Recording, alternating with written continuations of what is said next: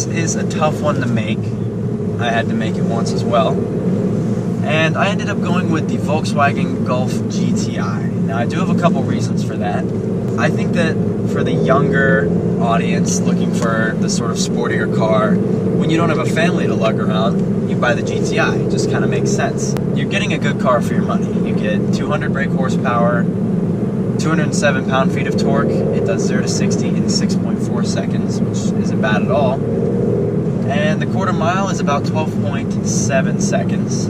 That's all well and good, but there's plenty of stuff out there that can beat it. So what makes this better than its competitors? To start, sitting in the car, it's a pleasant place to be. You have buttons that actually feel nice to move. I know Audi, a lot of the older Audis, they just have these kind of tacky feeling buttons. The buttons feel good. You have this nice steering wheel with the flat bottom and the red stitching. Aside from that, we have the plaid seats, which are sort of a throwback to the original GTI. Noah actually does not like them. I think they're pretty cool because I like the heritage of the car. This is one of those cars that everybody knows is the original hot hatchback, and I think that the personality that was around when they first started making these is still present in today's car, even though it's changed so much. Now, this car is fantastic in the corners, and that is one of the reasons I love this car so much. It has something called speed proportional. I'm not going to try. I'm going to put it right here. Basically, when you're at a stop trying to park your car, the power steering works perfectly normally.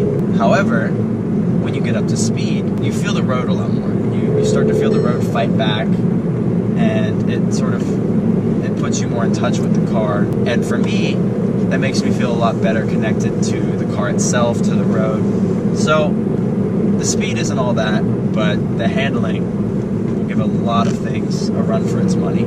A Volkswagen can take you almost everywhere, like this park. But you know where it can't take you? Up that hill. But nothing can take you up this hill because a Volkswagen cannot take you up this hill. A Jeep maybe. No, No? it would flip. Yeah, no.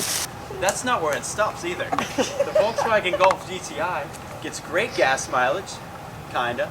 With 0 to 60 time, it's 6.3 seconds, yet I still get 28 to 32 miles per gallon.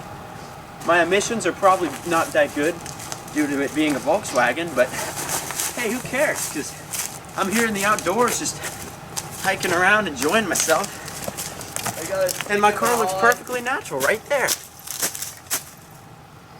I think I stepped in some type of poop. Now, that being said, this is definitely not a perfect car. To start, storage. I don't know what Volkswagen was thinking. You have a decent sized glove compartment and the trunk's okay, but that's kind of where it stops. Because if we look in the center console, it is 80% plastic. All you can fit in there is a cell phone and some coins, and that's really all that you're going to be able to fit in there. And they didn't make up for that storage space anywhere. You have a sunglasses holder here, which you actually can't put anything in because they put the connection for your phone to the Bluetooth right in front of it. So that doesn't really work. And you would think they would include it in this nice touchscreen media center, but it was actually an optional extra. They didn't feel like taking the time to program it into that. So what you're going to end up doing is using something that Volkswagen has too much of, which is cup holders, to store all the stuff that wouldn't fit in your center console. Let's talk about what else I don't like. These rims. I love them, but they are gigantic. Meaning you have to put these little low-profile tires on, and when you hit a pothole, they bend your rims. Isn't that great? What'd you say? Smoke? Yeah. That's okay. Then we have this. What am I hearing?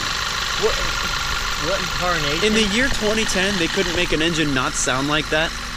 Another thing, this is a hatchback, which means the second you go near anything related to dust, the back of the car is completely covered in it. So you have to keep a little duster handy so that you can clean your car every 10 minutes. Aside from that, for whatever reason, the roof likes to collect water right here above my door, which means if you were to open a window after it had been raining for any period of time, of the water from the roof falls directly down, and it doesn't just cover you and get you really annoyed. It lands directly on your window switches, and they're not waterproof. And I know that because a bunch of water fell on mine, and I had to replace one. Another great thing is, even though you're getting all this speed and this quick car, you're not really making any sacrifices in return. This is still based on a Golf, which is a fantastic car. It's very well rounded.